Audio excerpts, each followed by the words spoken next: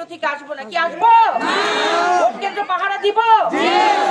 আচ্ছা, আপনারা জানেন আমাদের বিএনপির চেয়ারম্যান জনাব তারেক রহমান সাহেব মাদের জন্য ফ্যামিলি কার্ডের ব্যবস্থা করেছেন, আপনারা কি শুনেছেন?